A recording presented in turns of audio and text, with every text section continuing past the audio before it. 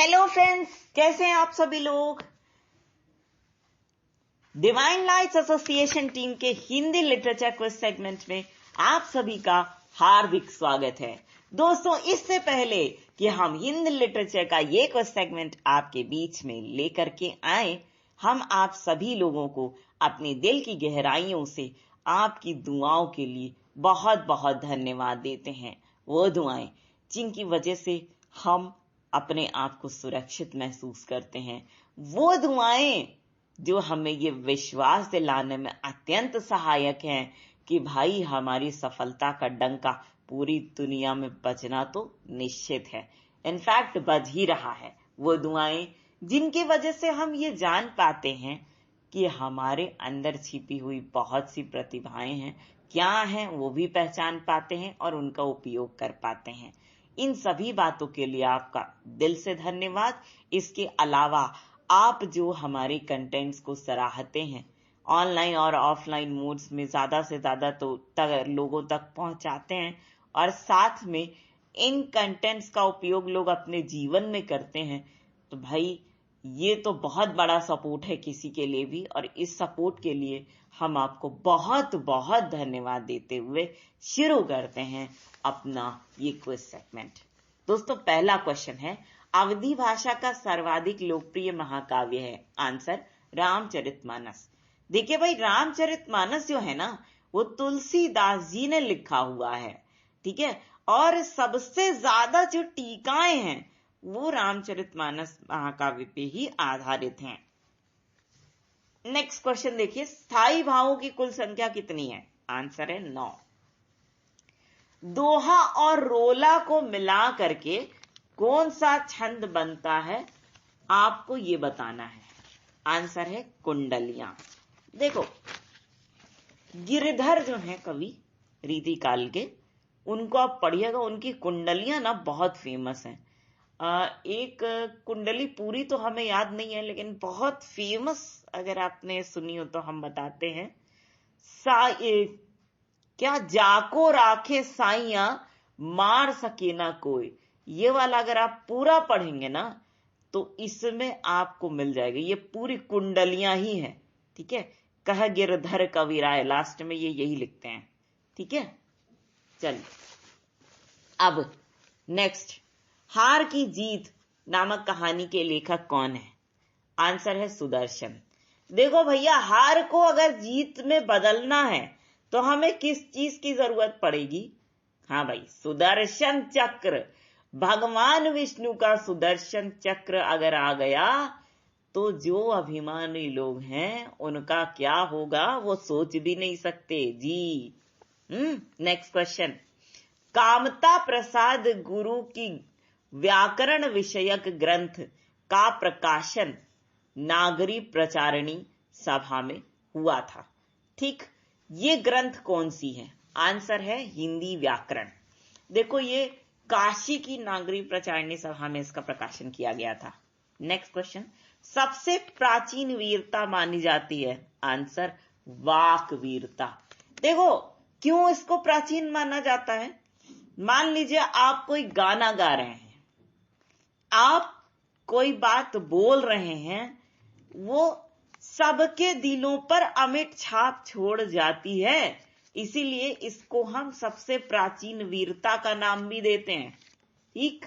Next, लोग ही लागे कवित्त बनावत, मोही तो मोरे कवित्त बनावत। ये जो पंक्तियां, इसके रचयिता कौन है। आंसर गानानंद। ये रीतिकालीन कवि माने जाते हैं, है ना। नेक्स्ट, जब जब होए धर्म की हानि, बाणई असुर अधम अभिमानी। इन पंक्तियों के रचयिता कौन है। तुलसीदास। बिल्कुल सही। नेक्स्ट क्वेश्चन, मूल रूप से हिंदी की उत्पत्ति किससे मानी जाती है। आंसर है वैदिक संस्कृत। अगला क्वेश्चन है, आत्मनिर्भरता नामक निबंध के रचनाकार कौन है। आंसर है बाल कृष्ण भट्ट, ठीक। नेक्स्ट क्वेश्चन, इश्क नामा किसकी रचना है। आंसर बोधा कवि। नेक्स्ट, यह प्रेम को पंथ कराल, महा तलवार की धार पे धावनो है। ये पंक्तियां किसके द्वारा रचित हैं? आंसर बोधा कवि। तलवार की धार पे धावनो है, मतलब तलवार की धार पे कोई दौड़ सकता है तो कौन दौड़ सकता है? बोधा।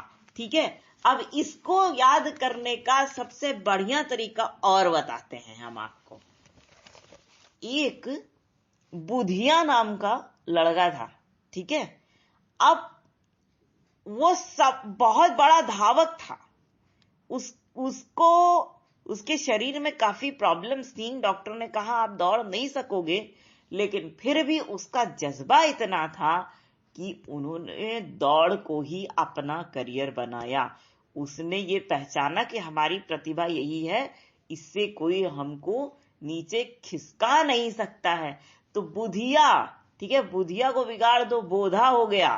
ठीक, इससे आप याद कर सकते हैं कि बोधा कौन है? जो तलवार की धार पर दौड़ सकता है। ठीक है, इस तरीके से याद करो। नेक्स्ट क्वेश्चन है, चंदन विष व्यापत नहीं लिपटे रहत भुजंग। ये पंक्तियां किसके द्वारा लिखी गई हैं? आंसर रहीम जी के द्वारा। नेक्स्ट क्वेश्चन, अमिय हालाहल बत हरे सेत श्याम रतनार। पंक्ति किसकी है? आंसर रसलीन। अमिया से याद कर लो, अमिया। ठीक है, अब अमिया का बड़ा रूप क्या होता है? अच्छा, बिल्कुल सही, आम। मैंगो शेक उसी का पिया जाता है ना। अच्छा, मैंगो शेक कब तक नहीं बन सकता बताइए? मैंगो शेक कब तक नहीं बन सकता? हाँ, बिल्कुल सही बोला आपने। जब तक आम का रस ना निकल जाए तब तक मैंगो शेक का मतलब क्या रहा भाई? तो आम और रस, इसको जोड़ दो, याद हो गया आपको ये पंक्ति। ठीक है, नेक्स्ट देखो, परहित सरस धर्म नहीं भाई, पर पीड़ा सम नहीं अधमाई। ये जो पंक्तियां हैं, इसके रचनाकार कौन है? आंसर है तुलसीदास। इतना आप याद कर लो, परहित सरस धर्म नहीं भाई। ठीक है, नेक्स्ट, वीर गाथा काल के सर्वश्रेष्ठ कवि कौन है? चंद्र बरदाई, बिल्कुल सही। नेक्स्ट क्वेश्चन, कबीरदास की भाषा को सधुक्कड़ी किसने कहा है? आंसर है रामचंद्र शुक्ल। ठीक है, नेक्स्ट क्वेश्चन है, नयन जो देखा नीर सा निर्मल नीर शरीर। ये पंक्ति किसके द्वारा लिखी गई है? मलिक मोहम्मद जायसी के द्वारा। ठीक है, जायसी किस तरह के दिल वाले हैं? निर्मल दिल वाले, है ना। नीर की तरह निर्मल दिल वाले कौन है भाई? जायसी। ठीक है, नेक्स्ट, शिवा बावनी के रचनाकार कौन है? आंसर है भूषण। नेक्स्ट, कवि भूषण के उपनाम कौन कौन से हैं? आंसर है मणिराम और घनश्याम। ठीक है, मणिराम और घनश्याम। ठीक, ऐसे याद कर लो, घनश्याम के पास एक बहुत ही अनमोल आभूषण है जिसको मणि बोला जाता है। ठीक है, तो इससे आपको याद हो जाएगा, भूषण से तो आपको आभूषण, क्या आभूषण से आपको भूषण याद हो गया, मणि है तो इससे आपको मणिराम याद हो गया, घनश्याम तो आपको याद ही हो गया घनश्याम से, है ना। भूषण के उपनाम क्या क्या है? मणिराम और घनश्याम। नेक्स्ट, सखी वे मुझसे कहकर जाते। किसकी पंक्तियां हैं? आंसर है मैथिली शरण गुप्त। अगर आपने यशोधरा खंड काव्य पढ़ा होगा तो इसमें यह पंक्ति लिखी हुई है, सखी वे मुझसे कह कर जाते। नेक्स्ट क्वेश्चन, किस कवि को कलाधर के नाम से जाना जाता है? आंसर जयशंकर प्रसाद। ठीक है, क्या? जयशंकर प्रसाद। नेक्स्ट, अतीत के चलचित्र के रचनाकार कौन है? आंसर है महादेवी वर्मा। नेक्स्ट, जयशंकर प्रसाद द्वारा रचित तितली, कंकाल और इरावती में से कौन सा उनका अधूरा उपन्यास है? Very good, Iravati. Next question है, छायावाद का घोषणा पत्र किस काव्य को कहा जाता है? छायावाद का घोषणा पत्र या छायावाद का मैनिफेस्टो किस काव्य को कहा जाता है? आंसर है पल्लव। लिखा किसने? सुमित्रानंदन पंत, प्रकृति के चितेरे कवि। नेक्स्ट क्वेश्चन देखिए, मनोविकार पर आधारित निबंध किसने लिखे हैं? आंसर रामचंद्र शुक्ल। चिंतामणि, करुणा, ये सारे जो निबंध है ना उन्हीं के हैं, इन्होंने ही इस तरह के निबंध लिखे हैं। नेक्स्ट क्वेश्चन, सबसे पहले अपनी आत्मकथा हिंदी में किसने लिखी है? आंसर बनारसी दास जैन ने लिखी है। नाम क्या है आत्मकथा का? अर्ध कथानक। नेक्स्ट क्वेश्चन, हिमालय के आंगन में उस प्रथम किरणों का दे उपहार, ये जो पंक्ति है वो किसकी है? आंसर है जयशंकर प्रसाद। ठीक है, जयशंकर प्रसाद हिमालय के आंगन में क्या बांट रहे थे? किरणें बांट रहे थे लोगों को। बाप रे बाप, कौन? जयशंकर प्रसाद नहीं, शंकर जी हिमालय के आंगन में किरणें बांट रहे थे, गिफ्ट दे रहे थे वो। नेक्स्ट, आलवार भक्तों की संख्या कितनी है? आंसर है 12। नेक्स्ट, भक्ति का सर्वप्रथम उल्लेख कहां मिलता है? आंसर उपनिषदों में। नेक्स्ट क्वेश्चन, संत काव्य धारा को ज्ञान आश्रयी शाखा किसने कहा है? आंसर आचार्य रामचंद्र शुक्ल ने। नेक्स्ट क्वेश्चन है, संत शब्द को सत साम्य मानने वाले कौन थे? आंसर परमेश्वर चतुर्वेदी। कौन थे? परमेश्वर चतुर्वेदी। नेक्स्ट क्वेश्चन है, हठ योग दर्शन की व्याख्या किसने की है? आंसर गोरखनाथ ने। नेक्स्ट, आचार्य हजारी प्रसाद द्विवेदी ने नाथ संप्रदाय की सबसे बड़ी कमजोरी क्या माना है? वेरी गुड, गृहस्थ धर्म के प्रति अनादर। ठीक है, ये सबसे बड़ी कमजोरी है इस संप्रदाय की। नेक्स्ट, कबीर की रचनाओं के संकलनकर्ता कौन है? आंसर है धर्मदास। अब चलिए अगला क्वेश्चन पढ़ते हैं, किस प्रकार की भक्ति का संबंध विशिष्टाद्वैत से है? आंसर दास्य भाव की भक्ति का। दास्य भाव की भक्ति किसकी है भाई? तुलसीदास। बिल्कुल ठीक बोल रहे हैं आप। सूरदास की भक्ति किस प्रकार की है बताइए? सख्य भाव। बिल्कुल सही। नेक्स्ट, रीति काल को कला काल किसने कहा है? आंसर भागीरथ मिश्र। नेक्स्ट, अपनी रचनाओं में समुद्र का वर्णन करने वाले एकमात्र कवि कौन है? आंसर जायसी। नेक्स्ट क्वेश्चन है, जो दर्शन के क्षेत्र में अद्वैत है वही भावना के क्षेत्र में रहस्यवाद है, ये कथन किसका है? आंसर डॉक्टर नगेंद्र का। नेक्स्ट, अलंकार पंचासिका किसकी रचना है? आंसर मतीराम की।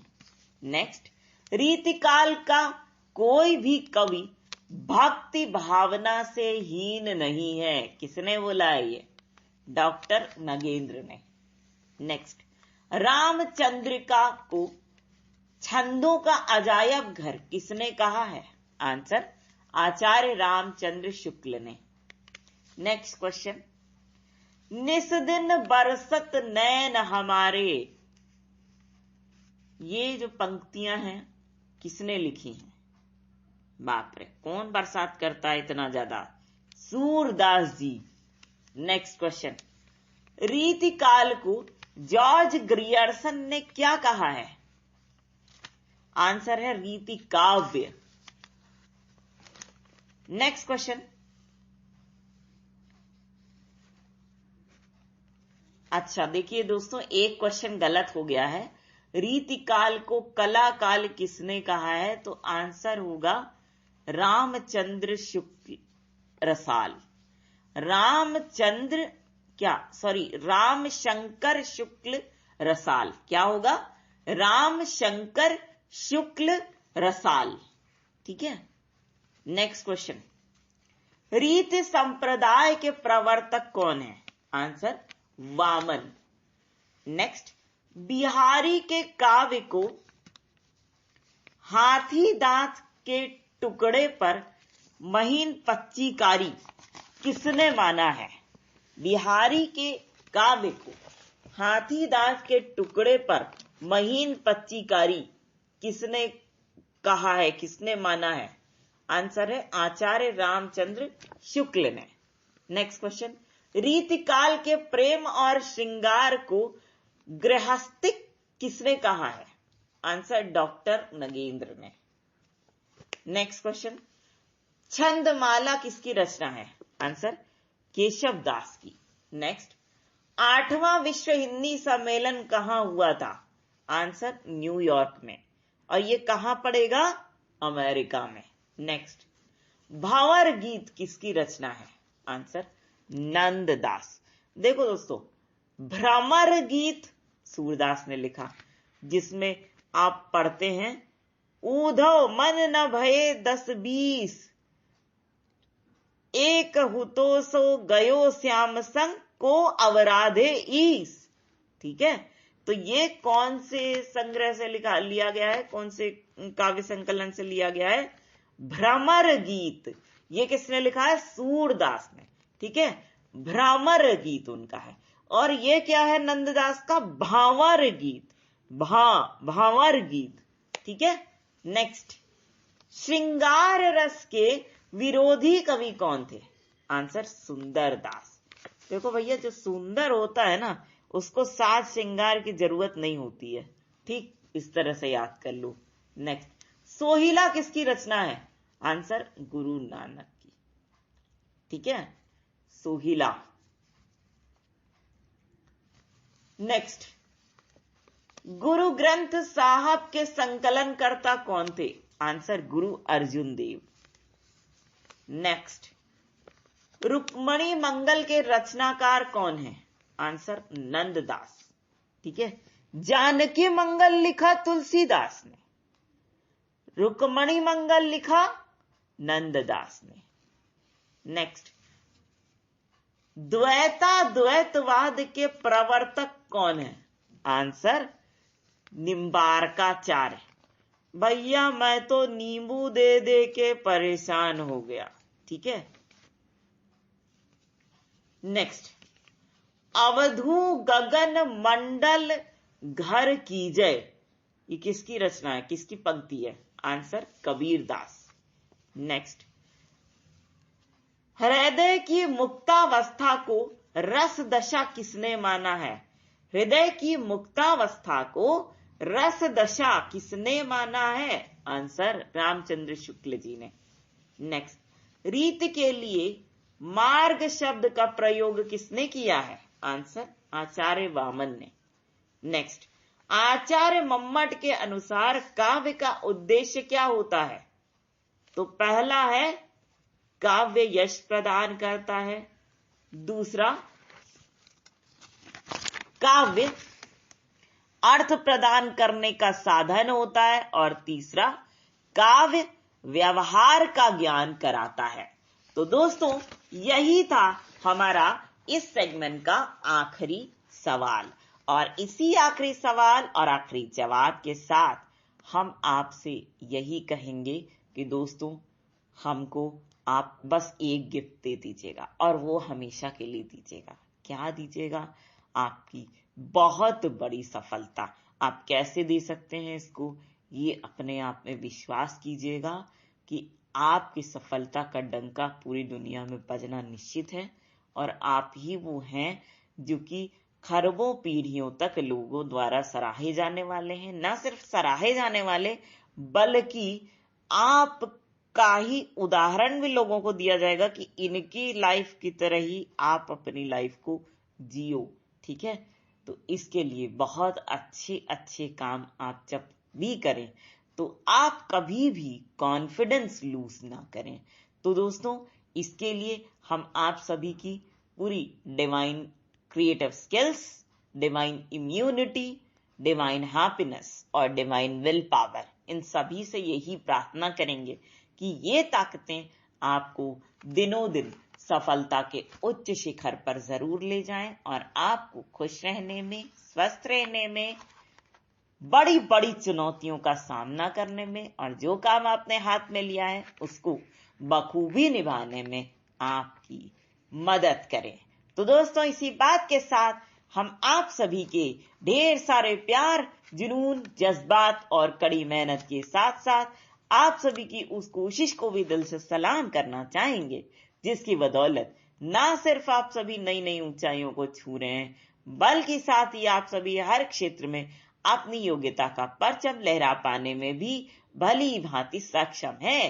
तो दोस्तों, इसी बात के साथ और इसी कर्व की भावना को अपने मन में संजोए हुए एक बार फिर पूरी डिवाइन लाइट्स एसोसिएशन टीम की ओर से आप सभी को दिल से प्यार भरा नमस्कार। Web view. Finish.